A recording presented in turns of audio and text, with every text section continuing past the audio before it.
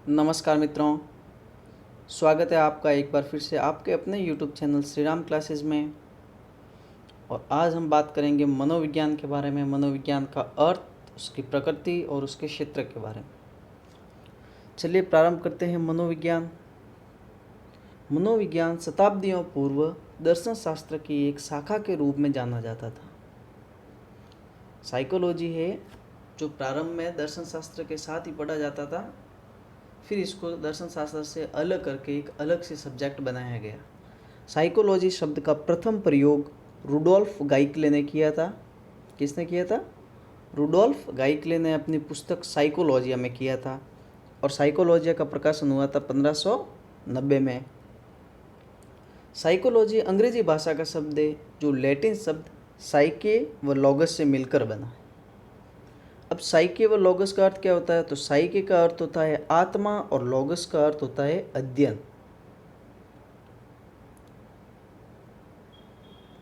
इसी अर्थ के आधार पर 16वीं शताब्दी में प्लेटो, अरस्तु व डेकार्ट ने मनोविज्ञान को आत्मा का विज्ञान कहा है। 16वीं शताब्दी के मनोवैज्ञानिकों ने आत्मा का विज्ञान कहा है। उसके बाद 17वीं शताब्दी में पेम्पालोजी व जॉन लॉक ने इसे मन व मस्तिष्क का विज्ञान कहा है। कौन सी शताब्दी में? 17वीं शताब्दी में। मन व मस्तिष्क का विज्ञान किसने कहा है? पेम्पालोजी व जॉन लॉक ने। मन से तात्पर्य हुआ भाव, व्यक्ति के भाव है जो मन में उत्पन्न होते हैं, और संक्रिया है जो मस्तिष्क में उत्पन्न होती है। 19वीं शताब्दी में विलियम वुंट, विलियम जेम्स व विलियम अली ने इसे चेतना का विज्ञान कहा है। चेतना का विज्ञान कब कहा गया? 19वीं शताब्दी में। 20वीं शताब्दी में वॉटसन, वुडवर्थ व स्किनर ने इसे व्यवहार का विज्ञान कहा है। व्यवहार का विज्ञान 20वीं शताब्दी में। उसके बाद बात करते हैं मनोविज्ञान के जनक कौन थे? तो मनोविज्ञान के जनक थे अरस्तु। मनोविज्ञान के जनक कौन थे? अरस्तु। अब व्यवहार किसे कहते हैं? तो व्यवहार में वे क्रियाएं जो स्वविवेक और उद्देश्य को लेकर की जाए। स्वविवेक और उद्देश्य को लेकर की गई क्रियाएं व्यवहार कहलाती है।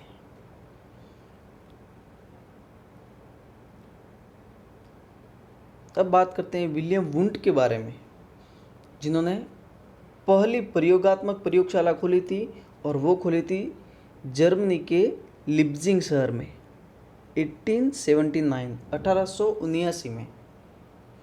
जर्मनी के लिप्जिंग शहर में पहली प्रयोगात्मक प्रयोगशाला खोली थी, इसलिए इन्हें प्रयोगात्मक मनोविज्ञान के जनक भी कहा जाता है। मनोविज्ञान की शाखाएं कौन कौन सी है? तो मनोविज्ञान की कुल 14 शाखाओं का उल्लेख हुआ है। उसमें सामान्य मनोविज्ञान, असामान्य मनोविज्ञान, बाल मनोविज्ञान, किशोर मनोविज्ञान, प्रौढ़ मनोविज्ञान, समाज मनोविज्ञान, मानव मनोविज्ञान, व्यक्तिक मनोविज्ञान, पशु मनोविज्ञान, औद्योगिक मनोविज्ञान, परा मनोविज्ञान, प्रायोगिक मनोविज्ञान, विकासात्मक मनोविज्ञान और शिक्षा मनोविज्ञान। अब हम बात करेंगे शिक्षा मनोविज्ञान के बारे में। ध्यान रखिएगा, आर्थिक मनोविज्ञान या राजनीतिक मनोविज्ञान जैसा कोई शब्द नहीं होता है। आर्थिक व राजनीतिक मनोविज्ञान नहीं होता है।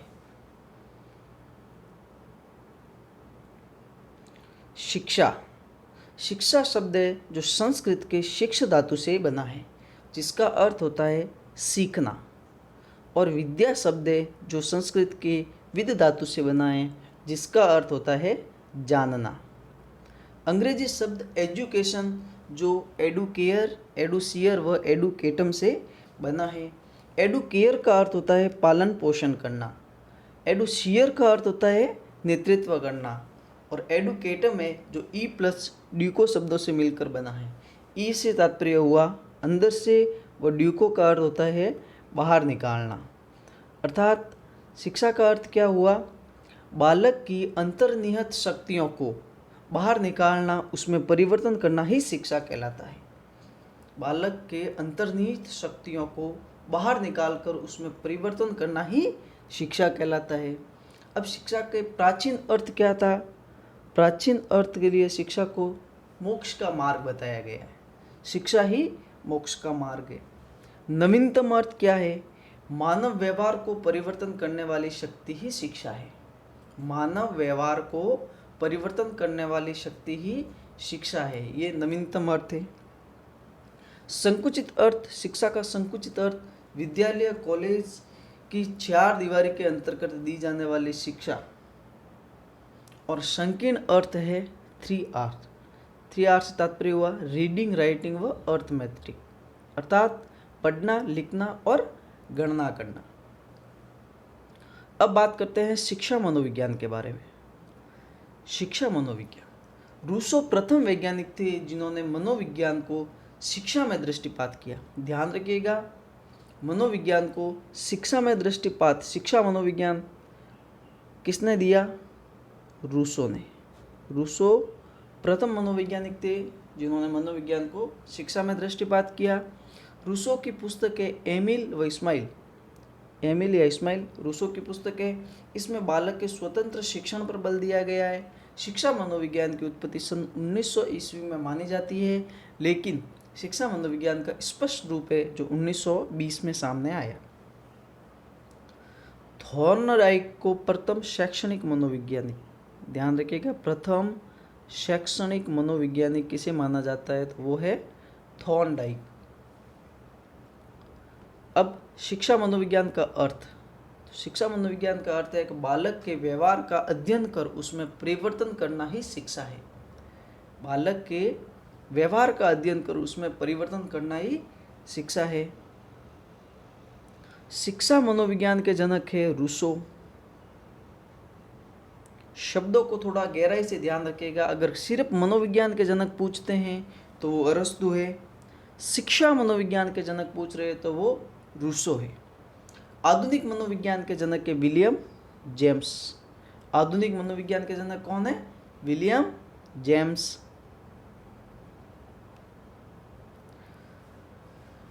शिक्षा मनोविज्ञान की प्रकृति, शिक्षा मनोविज्ञान की प्रकृति वैज्ञानिक है। यह व्यवहार का अध्ययन व निरीक्षण करता है। यह एक सकारात्मक विज्ञान है जो शिक्षा में कब, कैसे व कहाँ जैसे प्रश्नों के उत्तर देगा। यह व्यक्ति के व्यवहार का अध्ययन शैक्षणिक परिस्थितियों में करता है। यह अतीत की उपेक्षा वर्तमान की घटनाओं पर अधिक बल देता है और इसमें नियमों व सिद्धांतों का प्रयोग किया जाता है। इसके सिद्धांत सार्वभौमिक है और शिक्षा मनोविज्ञान के द्वारा भविष्यवाणी की जा सकती है। उसके बाद शिक्षा व मनोविज्ञान के संबंध, अर्थात शिक्षा में हुए परिवर्तन। मनोविज्ञान से शिक्षा में क्या क्या परिवर्तन हुए हैं?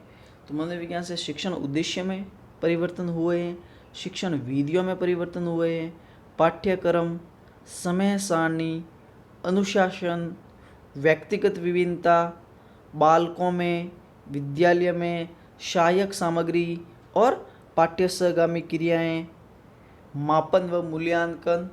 उसके साथ ही शिक्षक में भी मनोविज्ञान से शिक्षकों में भी परिवर्तन आया है।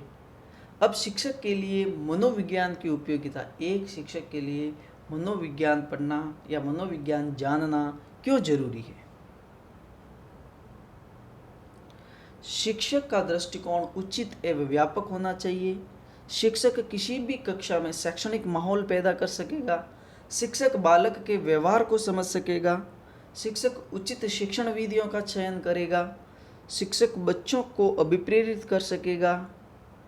शिक्षक सहायक सामग्री का व शिक्षा में नवाचारों का प्रयोग कर सकेगा और कक्षा में अनुशासन बना सकेगा।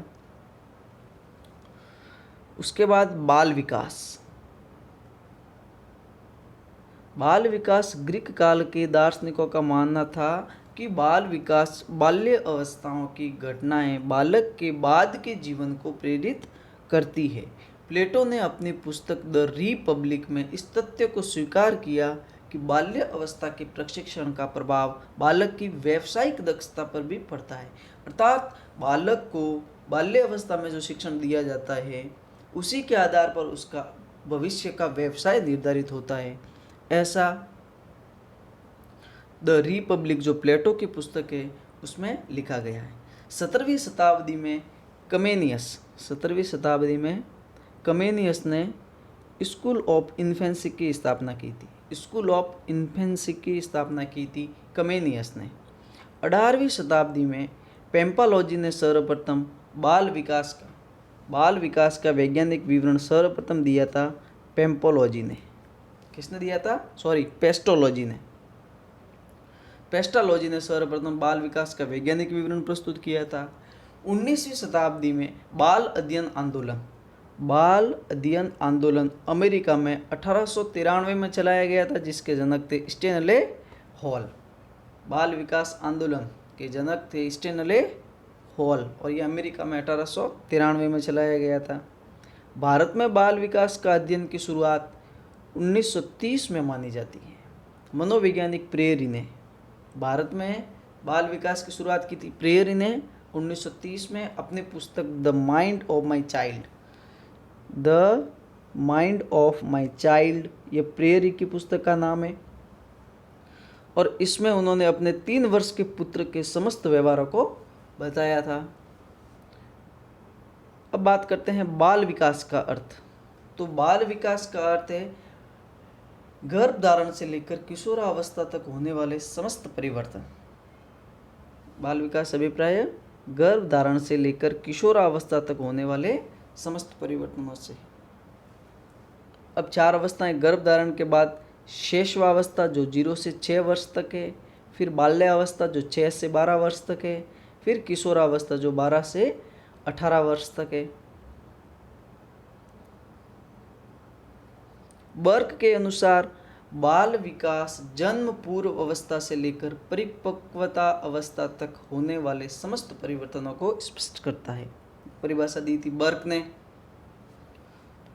हरलॉक के अनुसार आज बाल विकास में मुख्यतः बालक के व्यवहार, रुचियों और विशिष्ट लक्षणों में होने वाले परिवर्तन पर बल देता है, जो एक अवस्था से दूसरी अवस्था में जाते समय परिवर्तित हो जाएंगे। ये परिभाषा दी थी हरलॉक ने। यहाँ हम एक एग्जाम्पल देखते हैं। हमारे एग्जाम में एक प्रश्न आ जाता है कि बालक के जीवन का प्रारंभ होता है। तो बालक के जीवन का प्रारंभ उनके जन्म से नहीं होता है, बल्कि ये गर्भधारण से प्रारंभ होता है।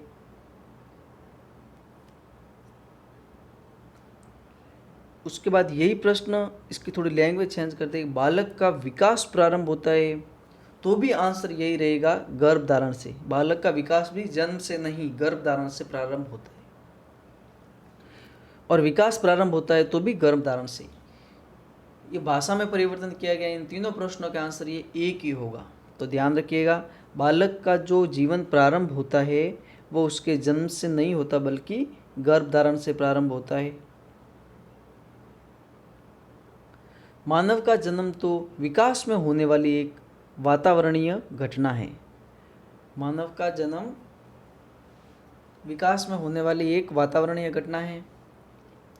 मानव जन्म वह परिवर्तन है जिसमें वातावरण आंतरिक से बाह्य रूप में परिवर्तित हो जाता है।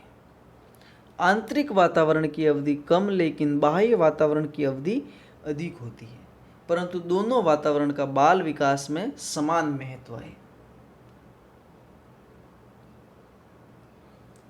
मानव का विकास तो जीवन पर्यंत चलता रहता है, परंतु बाल विकास शाखा के अंतर्गत गर्भधारण से लेकर परिपक्व अवस्था तक होने वाले समस्त व्यवहारगत परिवर्तनों का अध्ययन किया जाता है। अब बाल विकास व मनोविज्ञान में अंतर।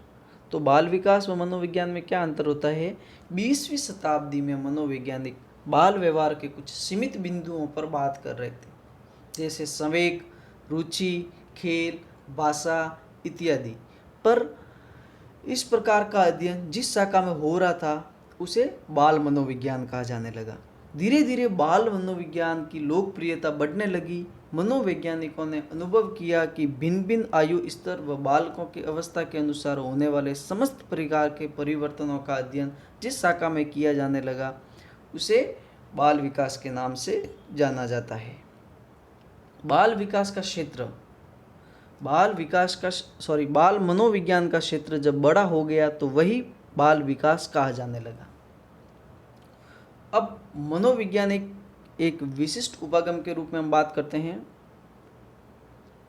मनोविज्ञान एक विशिष्ट उपागम के रूप में तो सबसे पहले बात करेंगे प्रयोगात्मक उपागम। प्रयोगात्मक उपागम में इसके द्वारा बाल विकास की विभिन्न समस्याओं के संबंध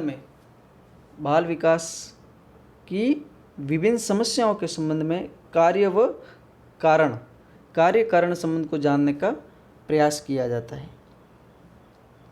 कि समस्याओं के बारे में कार्य व कारण संबंध जानने का प्रयास किया जाता है। उसके बाद दैहिक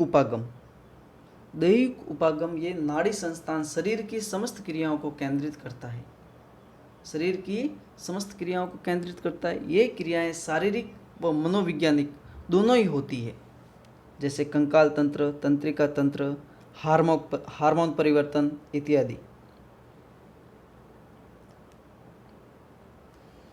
तीसरा उपागम है विकासात्मक उपागम।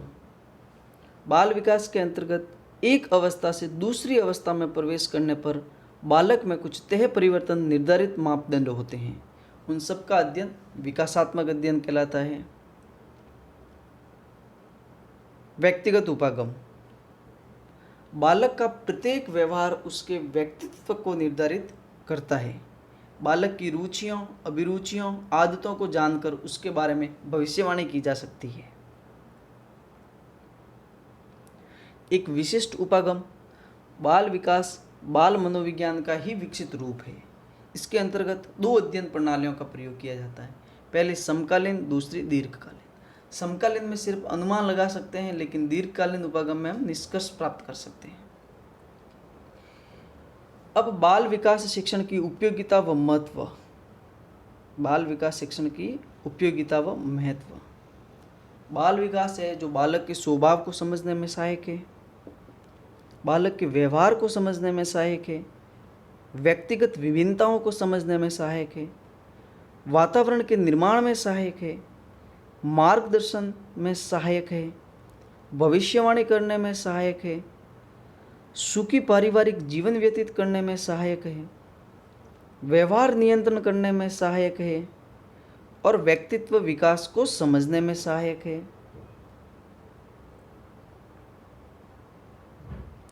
अब बात करते हैं बाल विकास के विषय क्षेत्र और उसकी समस्याओं के बारे में।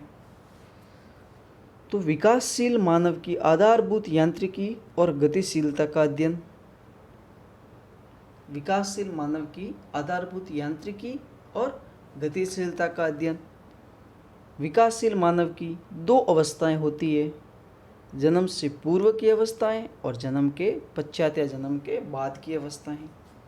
अब जन्म के पूर्व की अवस्थाएं कौन कौन सी होती है? तो जन्म के पूर्व 3 अवस्थाओं का वर्णन 3 चरणों में किया गया है। पहली है गर्भ धारण से लेकर 2 सप्ताह या 14 दिन, गर्भ धारण से लेकर 2 सप्ताह का दिन।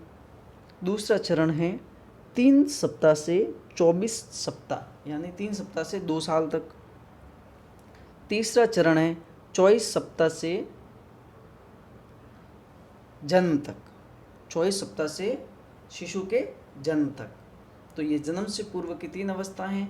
उसके बाद जन्म के पश्चात की अवस्था हैं शैशवावस्था, जो जन्म से 2 सप्ताह तक है। फिर बचपन, वो 2 सप्ताह से 2 वर्ष तक की अवधि है। फिर बाल्यावस्था, बाल्यावस्था की अवधि 2 वर्ष से 12 वर्ष तक। फिर पूर्व किशोरावस्था 12 से 18 वर्ष तक। और फिर उत्तर किशोरावस्था है 18 से 21 वर्ष तक। ये 2 अवस्थाओं, जन्म के पूर्व की और जन्म के पश्चात की। उसके बाद है बालक और वातावरण। बाल विकास के अंतर्गत 2 बिंदुओं पर अध्ययन किया जाता है। वातावरण का बालक पर क्या प्रभाव पड़ता है और बालक का वातावरण पर क्या प्रभाव पड़ता है। उसके बाद तीसरा टॉपिक है बाल व्यवहार और अंतःक्रियाएं। बाल व्यवहार और अंतःक्रियाएं।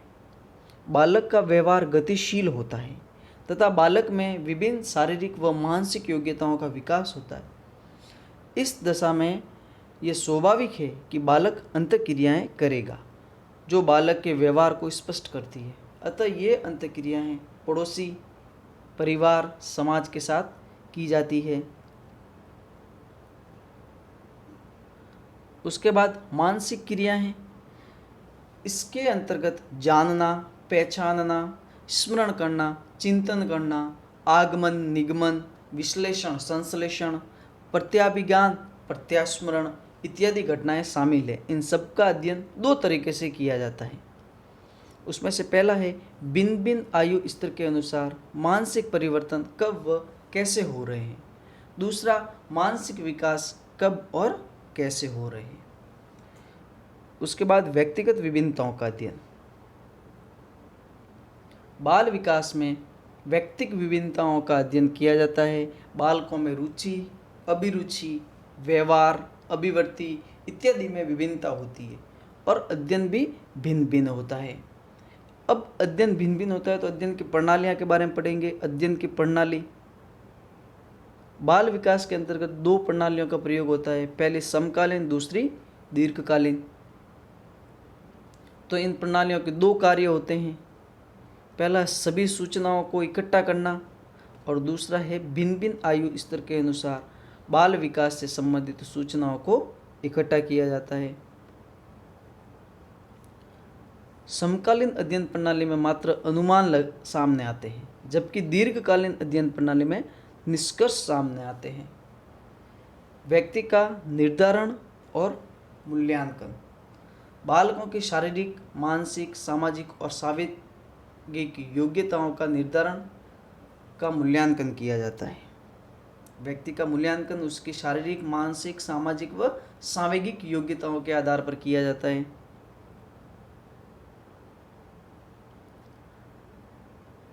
उसके बाद असामान्य बालकों का अध्ययन। तो बाल विकास में असामान्य रूप से व्यवहार करने वाले बालकों का अध्ययन किया जाता है। असामान्य बालक किसे कहते हैं? जो रोगी, मंदबुद्धि या अपराधी होते हैं उन्हें असामान्य बालक कहा जाता है। दूसरा, समायोजन संबंधी समस्याओं का अध्ययन। तो समायोजन का संबंध आवश्यकता से होता है। समायोजन का संबंध आवश्यकता से होता है। यदि समय रहते आवश्यकता पूरी होती है तो व्यक्ति समायोजित हो जाता है, नहीं तो वह असमायोजित हो जाता है।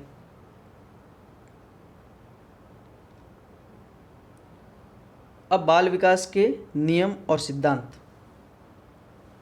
बाल विकास के नियम और सिद्धांत। पहला है चरित्र का निर्माण। तो चरित्र है जो गुणों का योग होता है। बाल विकास के अंतर्गत होने वाले व्यवहारगत परिवर्तनों के आधार पर चरित्र का अध्ययन किया जाता है। दूसरा, सृजनात्मकता का अध्ययन। इसका संबंध बुद्धि से होता है। सृजनात्मकता का संबंध किससे होता है? बुद्धि से। सृजनात्मक बालक मौलिकता का प्रयोग कर समाज उपयोगी वस्तु बनाएगा।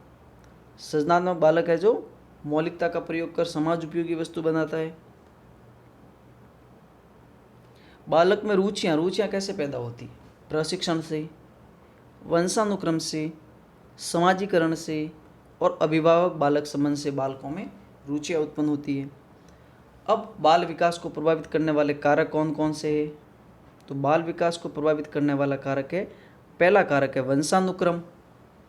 इसका अर्थ है पीढ़ी दर पीढ़ी गुणों का हस्तांतरण।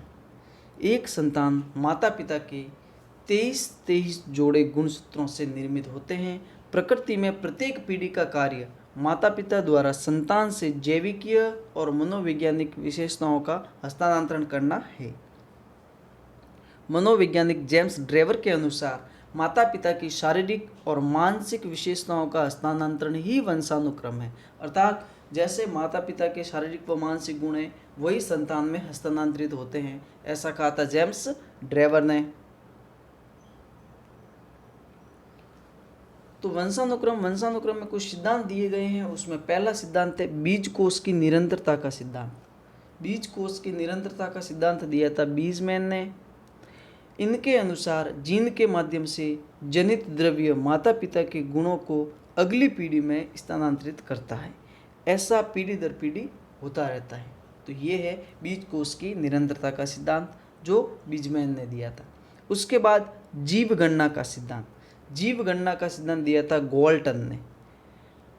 इनके अनुसार एक संतान में आधे गुण उसकी माता से और आधे गुण उनके पिता से प्राप्त होते हैं।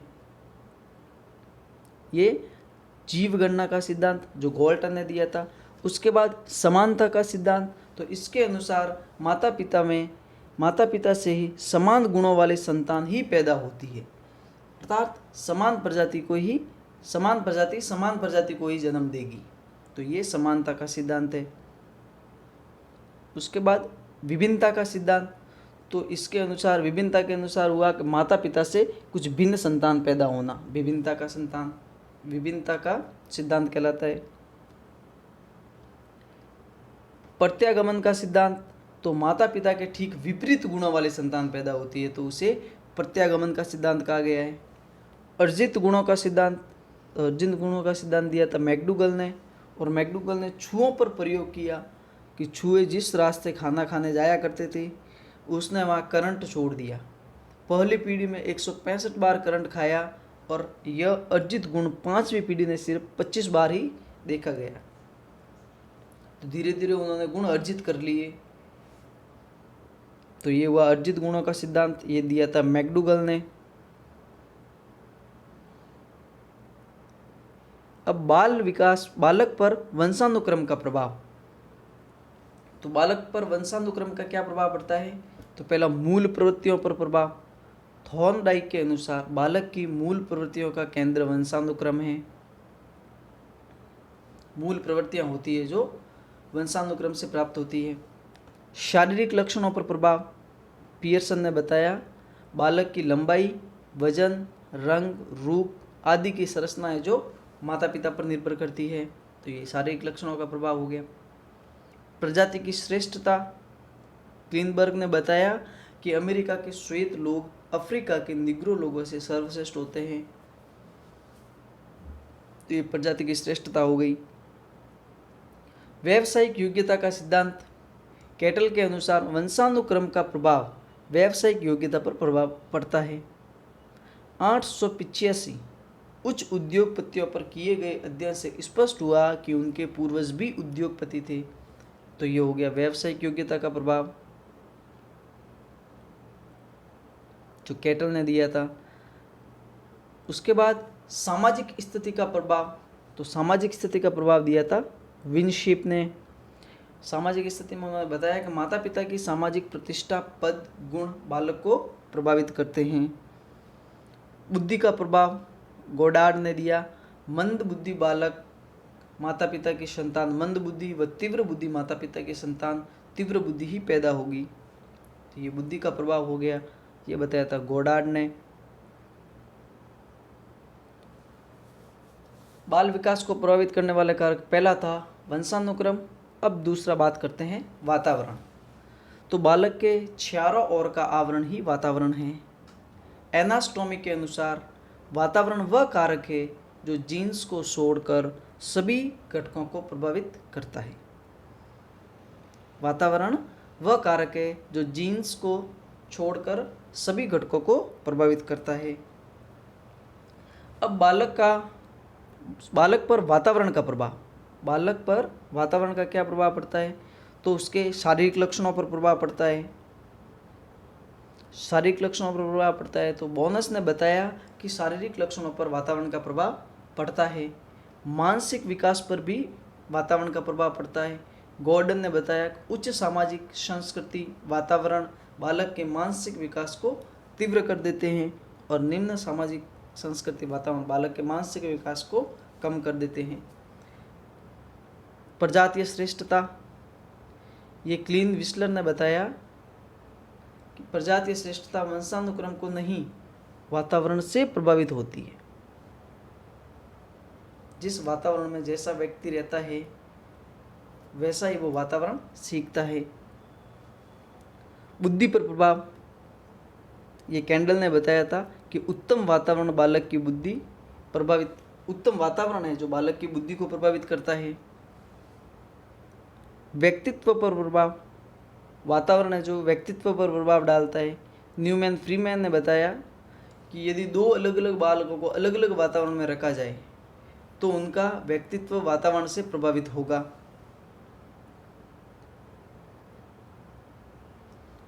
बालक पर बहुमुखी प्रभाव। मनोवैज्ञानिकों ने सिद्ध किया कि इंसानी बालक को जानवर के साथ व जानवर के बच्चे का इंसानों के साथ रखने पर दोनों एक दूसरे पर प्रभाव दिखाते हैं। तो ये हो गया बहुमुखी प्रभाव।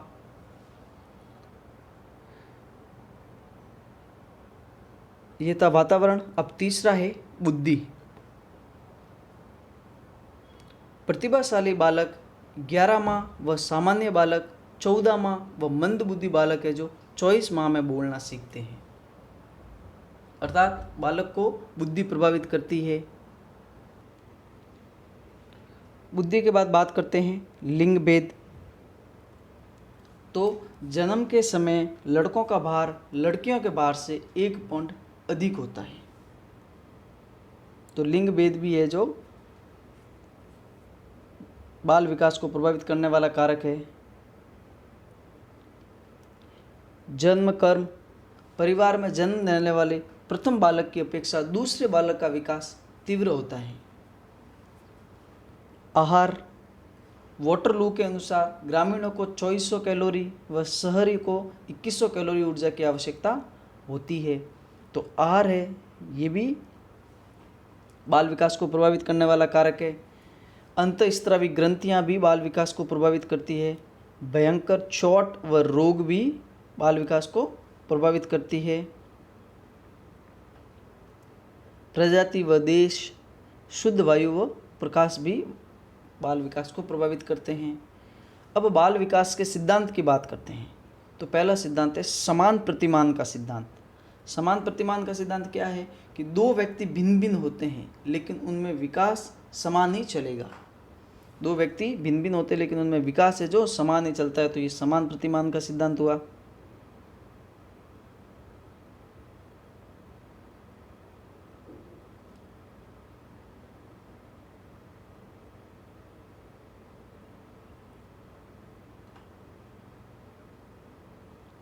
दूसरा है सामान्य से विशिष्ट की ओर। तो प्रारंभ में बालक किसी वस्तु को पकड़ने के लिए सामान्य अंगों का प्रयोग करता है, धीरे धीरे उसमें विशिष्टता आती चली जाती है। अर्थात जब बालक किसी वस्तु को पकड़ने के लिए तो पहले वो संपूर्ण, जैसे गिलास को पकड़ने के लिए तो वो पहले संपूर्ण हथेली का इस्तेमाल करता है, फिर बाद में वह अंगुलियों के माध्यम से ही गिलास पकड़ लेता है। तो ये हुआ सामान्य से विशिष्ट की ओर का सिद्धांत। फिर सतत विकास का सिद्धांत। तो विकास गर्भावस्था से लेकर मृत्यु तक निरंतर चलती रहती है।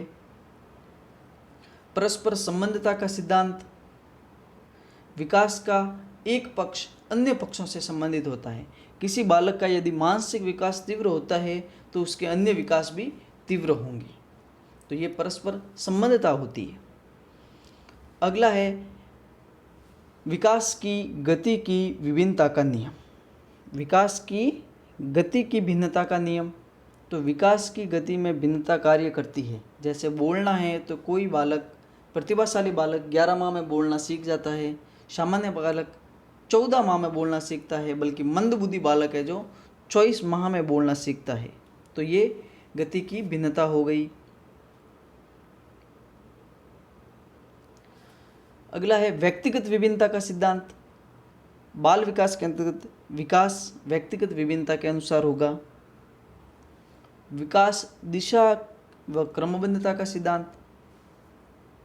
तो दिशा व क्रमबद्धता का सिद्धांत है सिर से पैर की ओर। बालक का विकास है जो सिर से पैर की ओर होता है, उसे सिफेलाकोडल कहा जाता है। सिफेलाकोडल। और दूसरा है प्रॉक्सिमोडाइन स्टेल।